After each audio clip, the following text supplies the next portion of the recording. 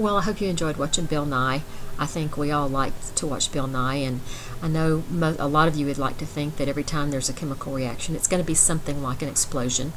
And I often get asked, when are we going to explode something? And the answer in biology is no.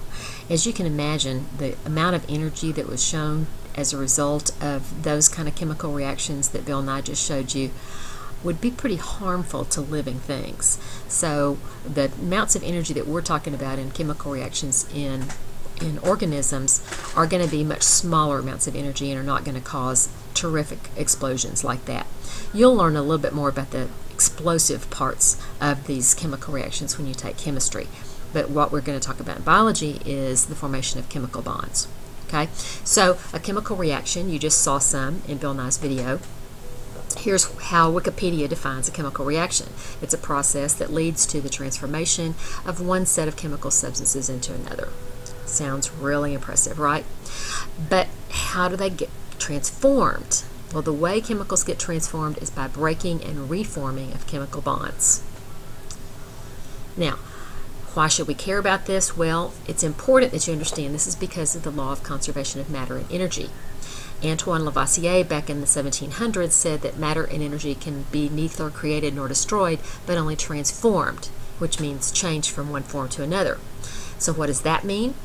Well, it really means that you can't end up with more or less substance than you start with. Now, why is this important to us? Well, this is because chemical equations that represent the chemical changes that we talked about must be balanced. Okay, you have to have the same number of atoms of each element on each side of the equation.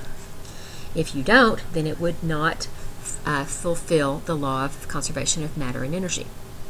Now, when you look at a chemical equation, when you look at a chemical formula of a compound or a molecule, the subscripts, the numbers down below, tell us how many atoms of each element there are in a compound. When you're balancing chemical equations or when you're writing a chemical equation, you can't change the subscripts. If you change the subscript, you're changing the molecule to a different molecule. You will notice in this particular equation that we start off with hydrogen and oxygen on the left and hydrogen and oxygen on the right.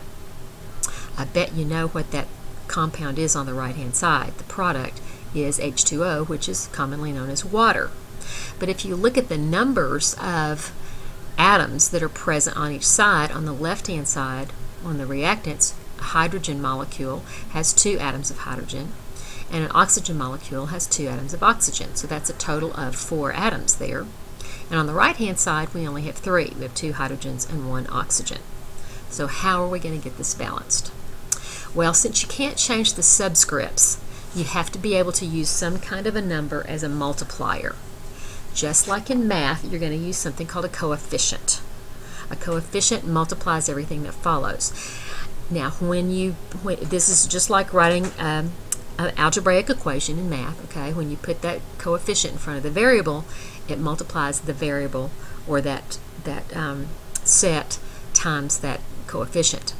So here we have 2 hydrogen molecules. That's 2 times 2 is 4 atoms of hydrogen, and 1 molecule of oxygen, or 2 molecules of oxygen, and those when combined will produce 2 molecules of water. Now we have 4 hydrogens on the left, 2 oxygens on the left, 4 hydrogens on the right, 2 oxygens on the right. Now the equation is balanced. Okay, so we are not violating the law of matter and energy. So the entire reaction requires 2 molecules of hydrogen, that's 2H2, and that gives us 4 atoms of hydrogen. And we have 1 molecule of oxygen, which is 2 atoms of oxygen, to produce 2 molecules of water, which has 4 atoms of hydrogen and 2 atoms of oxygen. And we've done all of this without losing any matter. Now, is it important for you to learn how to balance equations? Yes, it is. And so the next video after the PowerPoint notes that follow this on the playlist, the next video is from a teacher in Montana called Mr. Anderson.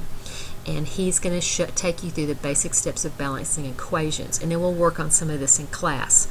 So when you finish watching the video, this video, again, the PowerPoint slides are immediately following this, and then there's a video from Mr. Anderson in Bozeman, Montana, to show you how to balance equations, and then there's a little quiz on the playlist at the end of this. So make sure that you've got your notes down, make sure that you understand what's happening, work your way through the video with Mr. Anderson to balance equations, and then we will do some balancing in class tomorrow when I'm there to check you and see how you're doing and give you any assistance that you might need.